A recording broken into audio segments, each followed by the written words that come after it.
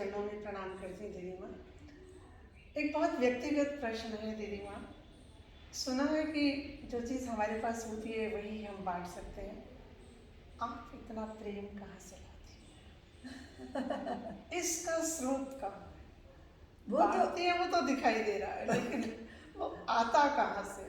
असल में क्या है सोम, प्रेम के स्रोत सबके पास हैं और अजस्त्र हैं, अक्षुण हैं, शाश्वत हैं, अगाध हैं, गहरे हैं और निरंतर हैं। क्योंकि हम व्यक्ति नहीं हैं, व्यक्ति के साथ हमारे व्यक्तित्व में समष्टि भी तो जुड़ी है। और जब प्रभु प्रेम का सागर है और हम उनका अंश हैं, तो हमारे पास कंजूसी कैसे हो सकती है? इसलिए आपने देखा होगा कि जो हौज होता है जी उसका जल सूखता सड़ता है, जी। लेकिन जो कुआं होता है उसका जल ना सूखता है ना सड़ता है। और लेकिन वो जितना कुएं से निकलेगा उतना ही अंतर से आएगा, क्योंकि कुएं का स्रोत सागर से जुड़ा है। तो हम सब अनंत जो है अनंत अगाध राशि से जुड़े हैं और हमारा हृदय कुआं है, पर इस कुएं का स्रोत परमात्मा है।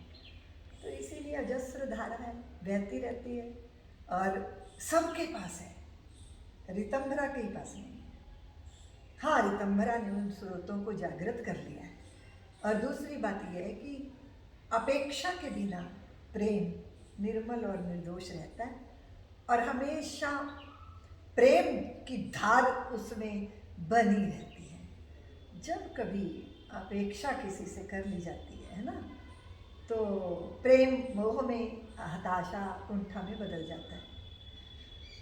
मुझे नहीं पता कि मुझे क्यों सब पे प्यार आता है, प्रेम आता है। प्रकृति हो, पशु हो, पक्षी हो, मनुष्य हो, अपना हो पराया। अपना पराया तो सोम मैं जानती नहीं, मैं जानती नहीं हूँ। मुझे कभी नहीं लगता, मैंने बहुत अनुभव किया है दीदी माँ जी। परम शक्तिपीठ मेरी संस्था है, दूसरी संस्था मेरी नहीं है। कोई मेरा है, कोई मेरा नहीं है। पता नहीं, मेरे को ऐसा कभी लगता नहीं। तो मुझे लगता है कि जब आप प्रभु से जुड़ जाते हैं तो आप अजस्त्र धार, यानी आप एक माध्यम बन गए हैं ना। जैसे आपने देखा द्रौपदी की साड़ियाँ लिपटती चली जा रही थी वो, लेकिन कहाँ था स्रोत? श्री कृष्ण में है ना, वो माध्यम थी। तो मैं भी एक माध्यम हूँ, पर बरसता मुझ में प्रभु ही है, वही प्रेम, वही स्नेह। तो ऐसा है दीदी माँ जी, ये स्नेह हमेशा हम पर बरसाते रहिए। बिल्कुल सोम, आप इतने प्यारे हो, स्नेह है। और आपको पता है कि बहुत बड़ा आकर्षण होता है चुंबक में, तो आप भी वो चुंबकीय आकर्षण रखते हो, इसलिए सारी देव सत्ता आपके आसपास है। मैं आपको प्रणाम करती हूँ। आपने कितना परिश्रम किया, आधी रात को आप चली, आप न कोई आपने साधन की परवाह नहीं की। मेरे जीवन की कथा लिखने के लिए आपने इतना परिश्रम किया है, उसके लिए मैं हमेशा आप पे कृतज्ञ रहूँगी। हम अपनी साध्वियों के बीच में चर्चा करते हैं कि सोम को प्रभु ने कैसे भेजा और वो कैसे पूरी कहीं भी जाने में संकोच नहीं करती।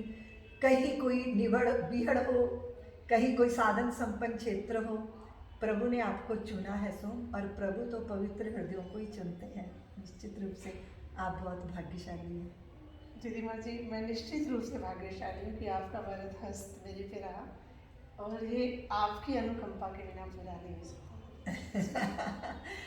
तो ठीक है, क्या आप रही हैं, मैं तो केवल जैसे आपने कहा वहाँ से बस एक माध्यम की तरह से कहा। सो बहुत बहुत आपकी यात्रा मंगल में हो और हम जल्दी मिलेंगे। जी दीदी, प्रणाम।